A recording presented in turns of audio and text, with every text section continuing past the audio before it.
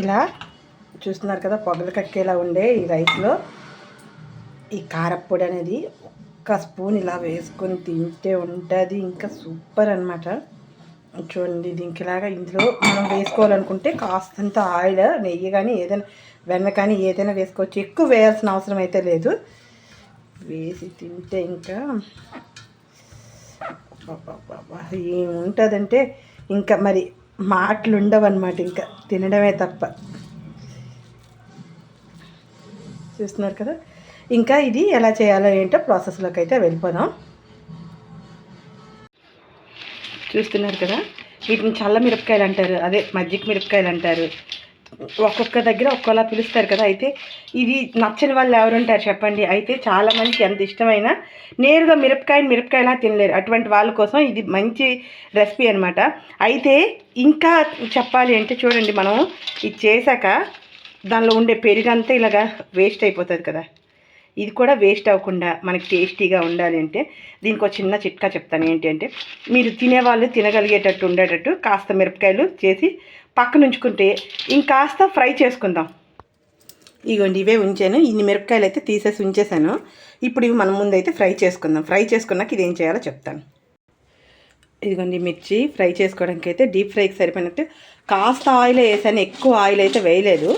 అయితే ఆయిల్లో ఫస్ట్ అయితే ఈ మిర్చిని వేద్దాం. ముందు ఆయిల్ ఫ్రై అయింది, బాగా మరిగిందో లేదో అయితే చూద్దాం. చూసి ఆయిల్ ఇప్పుడైతే కొన్ని మిరపకాయలు వేద్దాం.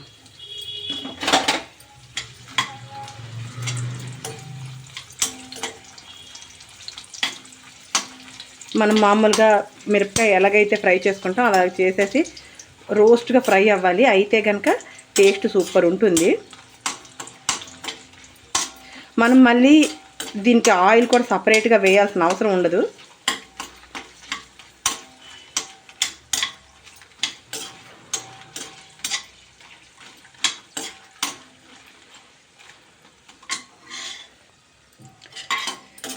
ఇదిగోండి పూర్తిగా ఫ్రై అయిపోయింది కదా.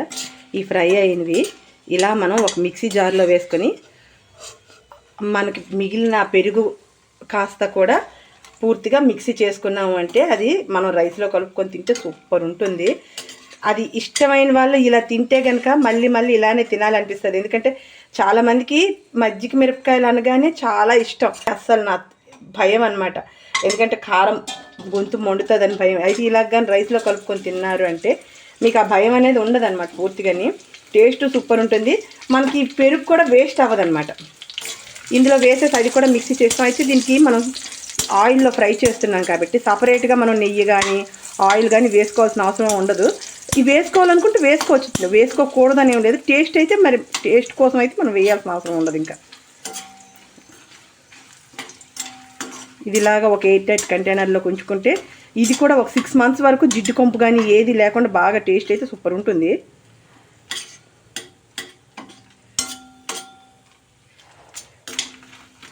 చూడండి ఇది కూడా ఫ్రై అయిపోయి మొత్తం.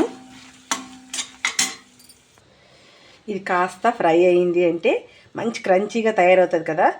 ఆ చల్లారినాక అప్పుడేమో మనం మిక్సీ పట్టుకుందాం. ఒకసారి మిక్సీ పట్టినాకే అప్పుడు పెరిగేద్దాం. ఇప్పుడు ఇంకా ఇది పూర్తిగా చల్లారిపోయి చూస్తున్నారు కదా, ఇలా అంటే ఎంత బాగా విరిగిందో. ఇప్పుడు ఇంక ఇది మిక్సీ పట్టి తెచ్చేసుకుందాం. ఇప్పుడు ఇది ఇలా కాస్త కోర్స్గా గ్రైండ్ చేసుకున్నాం కదా, ఈ పొడి మొత్తాన్ని ఇందులో వేసేద్దాం. ఇగోండి ఇలా పెరుగు పొడి కూడా ఇందులో వేసాక మళ్ళీ ఒకసారి అయితే మిక్సీ పట్టి తెచ్చుకుందాం. పూర్తిగా మిక్సీ పట్టి తెచ్చిన తర్వాత చూస్తున్నారు కదా ఎంత బాగుందో. ఇగోండి ఇలా ఇప్పుడు ఒక బౌల్లోకి అయితే మనం తీసేసి నేను చక్కగా ఇది ఉంచుకున్నాము అంటే మనకి ఇది 2 months వరకు అసలు ఏమీ అవ్వకుండా టేస్ట్ అయితే సూపర్ ఉంటుంది. ఇది 6 months ఉంచినా ఏం కాదు, జిడ్డు వాసన గట్రా ఏం రాదు. కాకపోతే మనకు అన్ని రోజులు ఉండవు కదా.